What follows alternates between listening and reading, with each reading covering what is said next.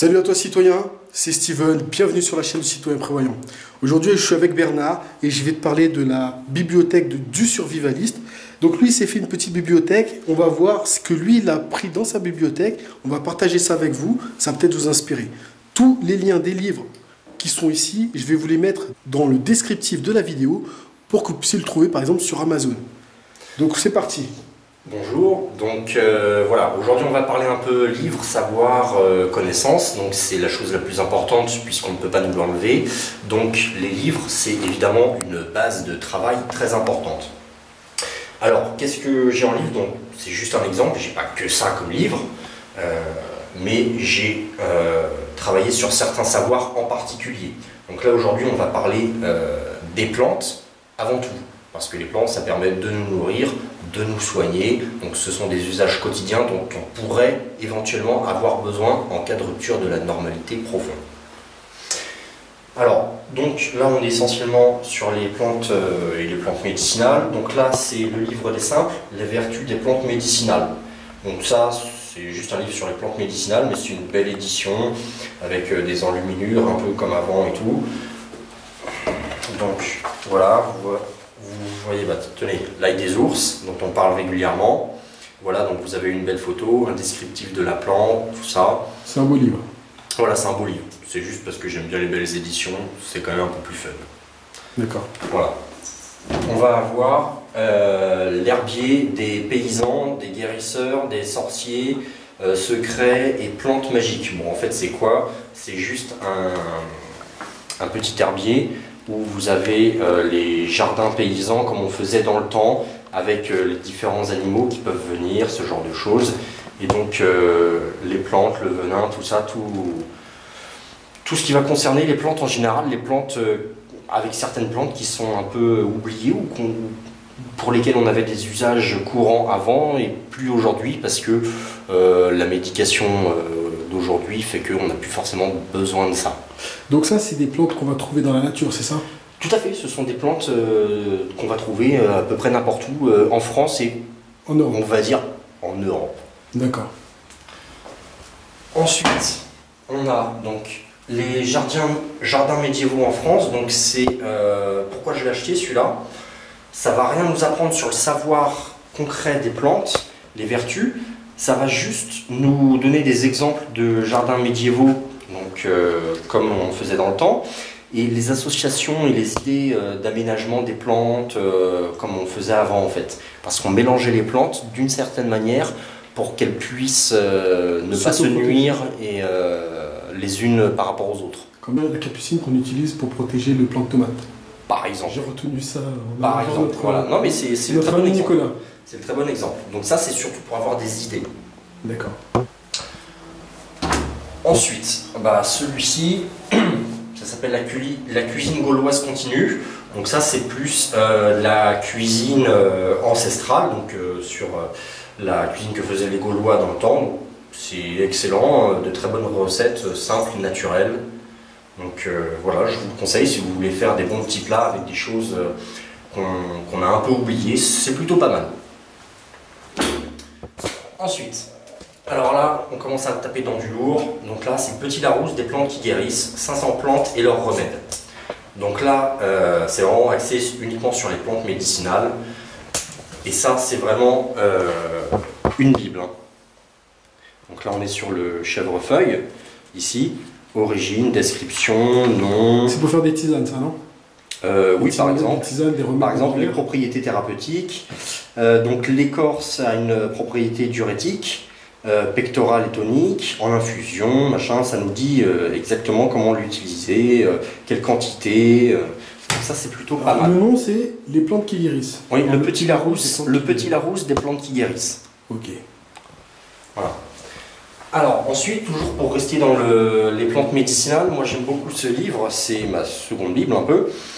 Cultiver et utiliser les plantes médicinales, donc Rosemary Gladstar aux éditions Marabout.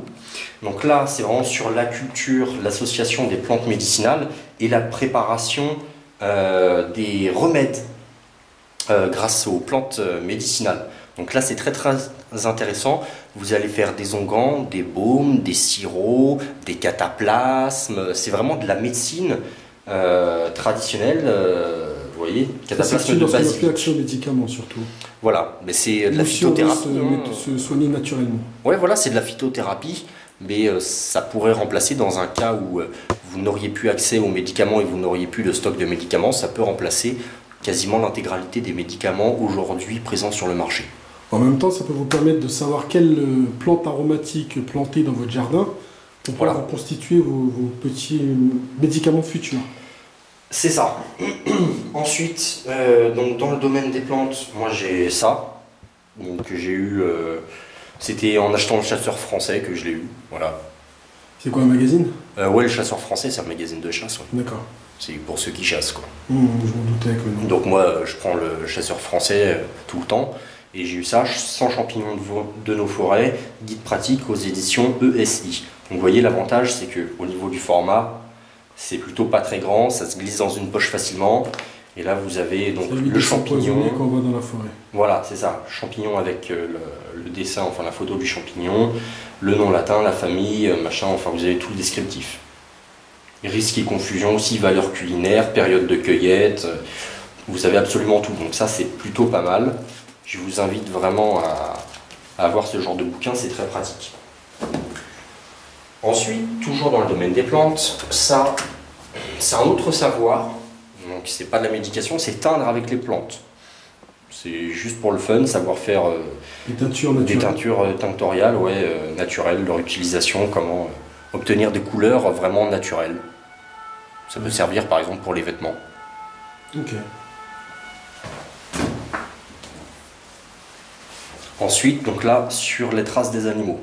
Donc ça, c'est pour la chasse, le pistage, le piégeage. Donc c'est là où c'est très important.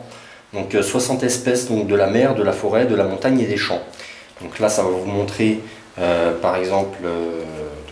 attends, je cherche un truc. Un gibier. Attends, un truc qui va te parler. Voilà. La cigogne blanche. Bon. Je sais, c'est une espèce protégée et tout, mais bref.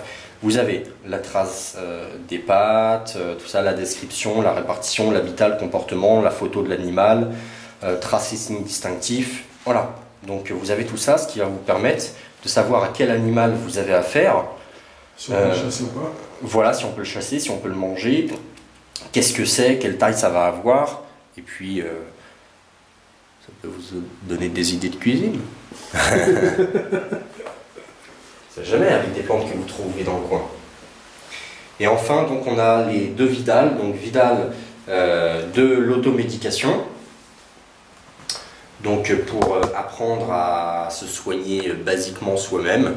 Donc ça c'est très très bien lorsqu'il n'y a pas de médecin, Pour éviter de s'empoisonner avec des médicaments de la pharmacie. par exemple. Et le Vidal du voyageur.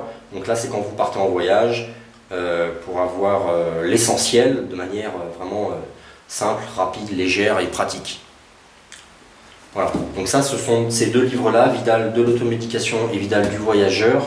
Ce sont des livres indispensables, notamment lorsque vous commencez à faire des stocks de médicaments. Et donc à commencer à vous soigner vous-même, là, c'est très pertinent parce que ça vous donne les savoirs et les connaissances de base, et même un peu plus approfondies dans certains cas, pour ne pas faire n'importe quoi avec les médicaments, c'est-à-dire l'utilisation, la posologie, tout ça. Voilà, là, ça devient réellement très pertinent dans le cadre de la pharmacie. Voilà. Ok. Donc en tout cas, merci de nous avoir reçus. Ça va nous permettre de pouvoir constituer une petite bibliothèque de survivalistes, une petite bibliothèque de prépeurs. De rien. Donc merci beaucoup. Tous les liens de ces livres, je vous les mettrai dans le descriptif de la vidéo, si ça vous intéresse. Comme ça, vous pourrez les trouver facilement. Je vous invite à partager cette vidéo, à vous abonner si c'est toujours pas fait, à mettre un petit pouce vert. Et je vous dis à très bientôt pour une nouvelle vidéo du Citoyen Prévoyant. Salut. Ciao, ciao.